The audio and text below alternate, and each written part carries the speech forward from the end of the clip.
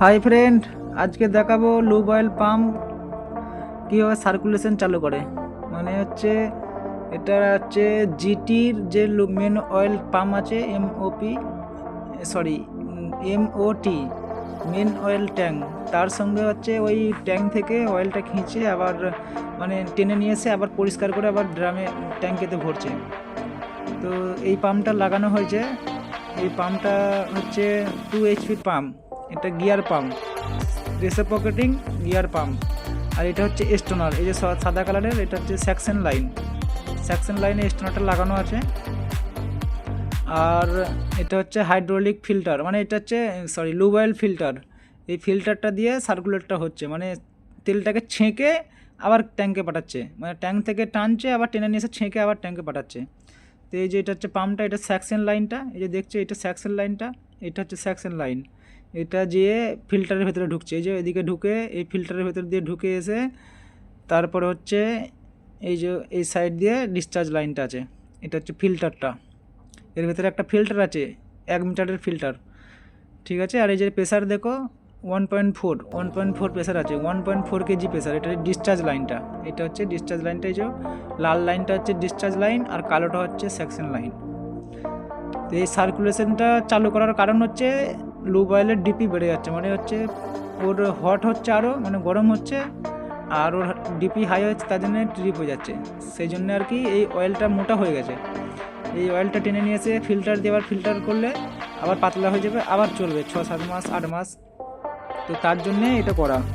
এটা হচ্ছে ডিসচার্জ লাইনটা, এটাতে লিকেজ হচ্ছে একটু একটু একটু লিকেজ হবে, কারণ এই পাম্পটার সেকশনটা ঠিক, পাইপটা ঠিক নাই, সেই জন্য লিকেজটা হচ্ছে। আর এটা হচ্ছে সেকশন লাইনে, এটা ভাল্ব লাগানো আছে, এটা হচ্ছে স্টোনার, এটা এই যে সফেদ স্টোনারটা।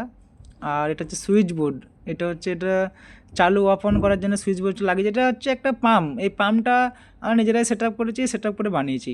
এই ফিল্টার পাম্প সব কিছু লাগিয়ে লাগিয়ে এটাকে তৈরি করেছি আমরা নিজেরাই, সার্কুলেট করার জন্য, মানে অয়েলটাকে ছাঁকার জন্যে। আর বেশি কিছু কাজ নাই এটা সেরকম দ্বারা, অল্প কিছু যারা জানে তারা খুব তাড়াতাড়ি করতে পারবে। আর একটা বিষয় হলো, এই যে এইখানটা দিয়ে লিকেজ হচ্ছিলো, এখানটা দিয়ে অনেক তেল টপকাচ্ছিল, টপক টপক করে পড়ছিল, আর এদিকে হয়ে এসে এদিকে নিচেই পড়ছিল। এই যে ডাব্বা লাগানো আছে, অয়েল পড়ছে, এই যে দেখতে পাওয়া যাচ্ছে, এইদিকে অয়েলটা পড়ছিল। তো অত আস্তে আস্তে, মানে সার্কুলেটে বিশাল প্রেশার থাকে না, 1.5 kg প্রেশার, মানে আস্তে আস্তেই হবে।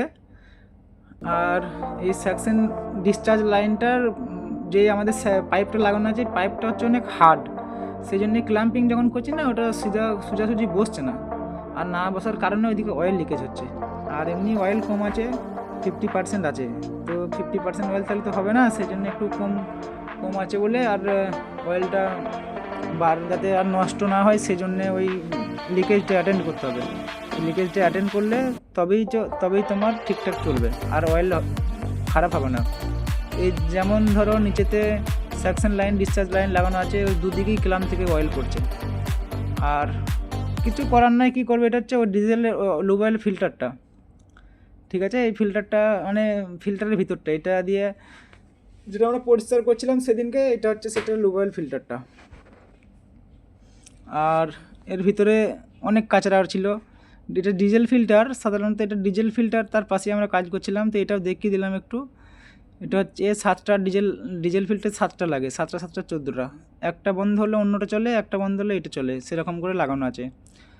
আর এর মধ্যেই এই যে এদিকে ডিজেলটা পড়ছে, এটা লুব অয়েল সার্কুলেশনের জন্য এই ফিল্টারগুলো নতুন আবার ডালা হয়েছে, মানে এইচএসডি ফিল্টার নতুন ডালা হয়েছে, আবার লুব অয়েল ফিল্টার নতুন ডালবো, সেই জন্যে আর কি ওই অয়েলটা সার্কুলেশন চালু করা হয়েছে। আর এটা হচ্ছে এইচএসডি ফিল্টার, এর ভেতরে এটা ক্লিন চলছিল সেদিনে, আজকে নতুন ফিল্টার লাগিয়ে এটাতে আবার অন্যরকম নতুন ফিল্টার নিয়ে এসে লাগানো হয়েছে, আর পুরাতনগুলো ফেলে দেওয়া হয়েছে খুলে, তো এটা পরিষ্কার করেছে, সেই জন্য এটাকে একটু দেখিয়ে দিলাম। আর আজকে হচ্ছে GT4-এ আমাদের যেটা কাজ হচ্ছিলো সেটা হচ্ছে ওই অয়েল ক্লিন আর অয়েল পরিষ্কার করা, মানে ফ্ল্যাশিং করছিল, আর হচ্ছে ডিজেলের এটা পরিষ্কার হচ্ছিল, এই ফিল্টারটা। আর এই ফিল্টারটা অনেকটাই বড়, 16 ইঞ্চি এর ডায়াটা আছে, অনেকটাই বড়।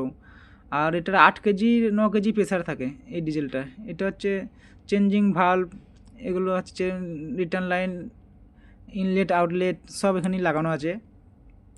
আর একটা মজার বিষয় হলো, আরও দেখাচ্ছি, আর লুব অয়েল লাইনের ইনলেট আউটলেট কোথায় লাগানো আছে সেটাকেও দেখাবো। তো দেখাচ্ছি, দেখতে থাকো। এটা হচ্ছে এইচএসডি লাইনটা দেখালাম, যারা কাজ করছে তারা বুঝতে পারবে। এই যে এইটা হচ্ছে লুব অয়েলের আউটলেটটা, মানে এটা হচ্ছে ডিসচার্জ লাইনটা। আর ওর নিচে যেটা আছে যে কালো কালারের, এটা হচ্ছে সেকশন লাইন। এটা সেকশন লাইন, এটা হচ্ছে ওপরের দিকে ডিসচার্জটা পড়ছে আর নিচের থেকে সেকশনটা টানছে। এটা হচ্ছে ডিসচার্জ লাইন। ডিসচার্জ লাইনটা ওপর থেকে পড়ছে, তো এটা নর্মাল প্রেসার পাশে যেটা রানিং আছে, হ্যাঁ, রানিং থাকার জন্যে অনেক অয়েলটা হট, মোটামুটি 60 ডিগ্রি টেম্পারেচার আছে। আর হচ্ছে অনেক নিচেই ঢুকে লাগাতে হয় এইগুলো। এই পাইপের জায়গা দিয়ে ঢুকতে অনেক কষ্ট হয়, মানে শুধু পাতলা যারা তারাই পারবে ঢুকতে, মোটা যারা তারা খুলে ঢুকতে হবে, এমনই জায়গা। আর এই যে কালো লাইনটা গেছে, এটা হচ্ছে সেকশন লাইন, এটা দিয়ে সেকশনটা টানছে পাম্পটা। আর আগেরটা হচ্ছে ডিসচার্জ লাইন ছিল। তো ডিসচার্জ লাইনটা হচ্ছে, এটা হচ্ছে ডিসচার্জ লাইন। এই যে এটা সেকশন টানছে, এটা বন্ধ করা আছে এখন, পাম্পটা আমরা খেতে যাবো সেজন্য বন্ধ করে দিয়েছি, একটু পরে আবার চালাবো। এটা হচ্ছে সেকশন লাইনটা, এই ব্ল্যাক কালারের পাইপের সেকশন দিয়ে টানছে, নিচে থেকে টানছে, নিচে দিয়ে টানছে ওর উপরে ফেলছে, নিচে দিয়ে টানছে ওপরে ফেলছে। এটা হচ্ছে কাজ ওর, সারাক্ষণ এটাই করে যাচ্ছে। আর হচ্ছে এটা ট্রিপ হওয়ার জন্য আজকে আমরা চেক করছিলাম, আর অয়েলটা বারবার মানে হট হয়ে যাচ্ছে, সেই জন্য কুলারটাও পরিষ্কার করা হয়েছে, তারপরেও অয়েলটা হট হয়ে যাচ্ছে, কারণ হচ্ছে অয়েলটা মোটা হয়ে গেছে, সেই জন্যে তেলটা মোটা হয়ে যাওয়ার জন্যে আর ট্রিপ হয়ে যাচ্ছে। সেই জন্য এটা পুরো পরিষ্কার করে আবার নতুন করে যেরকম অয়েল দেয় সেরকম দ্বারা এর কাজ হবে। আর এর নিচেতে, এর সাইডেতে যে এই সেকশনের জায়গাটা ঢুকা একদম অনেক কষ্ট, মানে জায়গা নাই, একদম ফাঁকা জায়গা, এদিকে ঢুকে ওই সেকশন পাইপটা লাগাতে অনেক কষ্ট হয়। তো একটা নর্মাল মানুষের দ্বারাই সম্ভব নয়, মোটামুটি পাতলা হতে হবে তাহলে হবে। এটা হচ্ছে এই যে এর নিচে দিয়ে লাগানো আছে এইদিকে। আর অয়েলটা এত হট যে পাইপটা ব্যান্ড হয়ে যাচ্ছে, মানে প্লাস্টিকের পাইপটা মুড়ে যাচ্ছে একদম। তো এইভাবেই সারাদিন আমাদের ফ্লাশিং চলছিল। এই করতে করতে আজকে টাইম শেষ হয়ে গেলো। আজকে হচ্ছে মার্চ মাসের 12 তারিখ। আর আজকে এই ব্লগটা এখানেই শেষ, আগের ব্লগে আবার দেখা হবে। হ্যাঁ, আর যারা যারা নতুন আছে আমাকে একটু সাবস্ক্রাইব করে দেবে আমার চ্যানেলটাই।